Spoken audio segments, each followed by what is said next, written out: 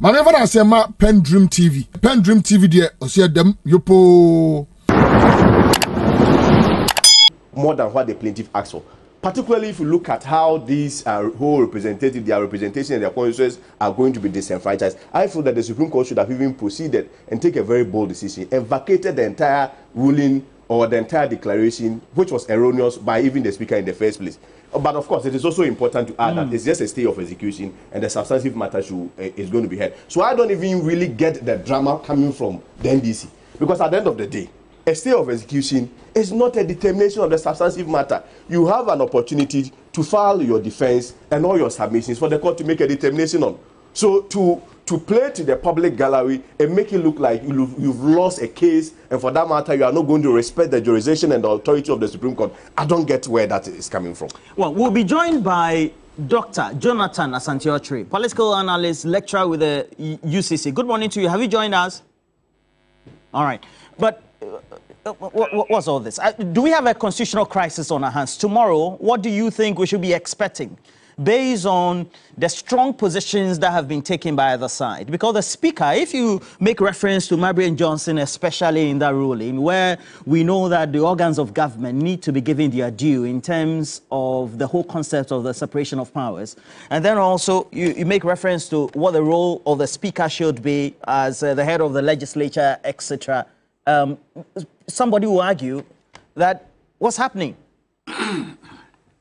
Yeah, clearly, you don't need any Solomon to come and tell you that we are in the middle of a very dire constitutional crisis. I don't think you need any Solomon to come and tell you that. And I don't think in trying to analyze this issue, you would even need to go and quote Marbury and Johnson, because our system itself is replete with a lot of authorities on governing these issues. As I can, on top of my head, quote Tufo and Attorney General. I think we also need to understand, and I think my learned friend here rightly said, that in our system, it is the constitution that is supreme. It's the constitution that is supreme. We practice what is a constitutional democracy. And the very essence of a constitutional democracy is to limit the powers of government, to safeguard our rights, our right to life, to our liberties, our right to pursue our own happiness. Having said that, it is also important to understand that it's not just the powers of the executive that are limited, neither nor the powers of the of Parliament. That the powers of the court itself is also limited, because the very essence of a constitutional democracy is to try as much as possible to limit arbitrariness. You understand, and that's why everything you do must be within the confines of the law. What has transpired over the past few days is because of there's so many, in my view, acts of arbitrariness that has happened concerning, in my view, how the Supreme Court itself has acted. Why are a lot of so many lawyers up in arms against the Supreme Court? Because I think it ought to make clear that when it comes to issues pertaining to staying of execution, and the law is very clear on that. In fact, I don't recall having seen any circumstances under which the courts can grant or can stay execution by way of an ex parte application. But they have the inherent right. I beg you, when you're speaking, I beg you, you gave your own. You gave, I don't do this. You gave your principle. You principle. I think you postulated that you didn't want any interjection. So let's go by let's go by our own conceptualized rules. Yeah, and it's clear. The courts do not have the inherent right to act outside the confines of the law. And that's why we have rules of court. You understand? The powers of the Supreme Court is clear. The Constitution itself gives the Supreme Court its jurisdiction. You get a picture. That's why when it comes to, let's say, injunction, instances where the Supreme Court allows injunctions by way of ex parte, is limited to just 10 days. 10 days. Yeah, am I learning? No, in fact, if you want the process. No, please. No, but the case of Rosemary Kwando, just suppose that, and rule order 25. Please, You are losing control. Please. You are losing Somebody control. came in. You are losing control. Hassan. Also, I think this confusion is also born out of the fact that when it comes to issues pertaining to how Article 97 of our Constitution is to be applied, we don't have a laid down process. But even there, we need to understand that the Constitution granted Parliament the power to make rules to govern their own processes. And per those rules, Article 18, Section 18 of those rules, is clear that the Speaker has the power to declare. The word there is a declaration. The word there, as in, so let me read for the avoidance of doubt. Let me. I can't find this. So we'll react after he's done. Okay. So you can check on order 18 of the what's called standing orders of Parliament on my behalf. But the word there is declare. But most importantly, the question that we all need to ask ourselves is, under what circumstances can Parliament or will Parliament be allowed to interfere with, or can the courts be allowed to interfere with how Parliament does its work? I think Tufan Attorney General was pretty clear there that the courts generally are barred from interfering with the work of Parliament. However, if Parliament and how it discharges with its duty goes outside the confines of its jurisdiction, flouts the Constitution, then the court will have power, because I'm saying, and rightly my brother has said, that we are practicing what is a constitutional supremacy as against a parliamentary supremacy. So that where Parliament goes outside of its scope, then the Supreme Court will have the power to interfere.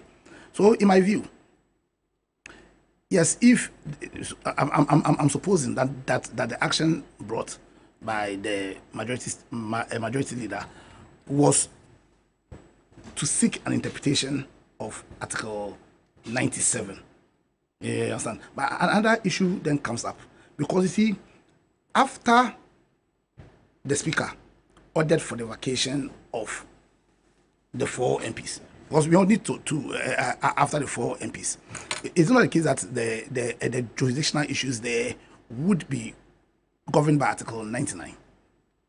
Because you read Article 99 of the Constitution, and here you say the High Court shall have jurisdiction to hear and determine any question whether a person has been validly elected as a member of Parliament or the seat of a member has become vacant. So, is it the Supreme Court that has the jurisdiction to hear this matter? When natural justice is violated. If you do this again, I will scream on you. I Please, don't do this. please, let's I disagreed vehemently No, it's okay. Please with everything go said. on. If you do this again, I'll scream heavily on you. I don't do There's a this. question. There's a question. Danquah, it's a debate, so. No, but you see, Yeah, I come here. I don't agree with what people say, but I keep quiet. I don't like it when people interfere when I'm. Because you see, it's a deliberate ploy.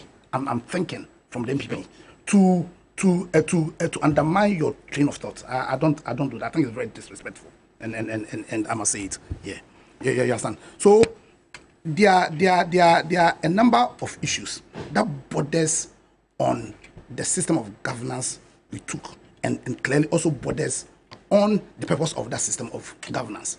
Well, you see, we say, and when we went to law school, it was one fundamental principle they taught us, that justice must not only be done, it must manifestly be seen to be done.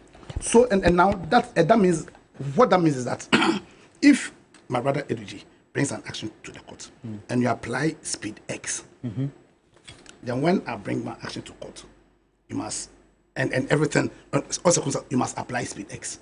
Now, how can you justify a reason that says that some people will be left without representation when we have a situation in Ghana, a situation which all of us should be ashamed of? Which is? The SAL issue.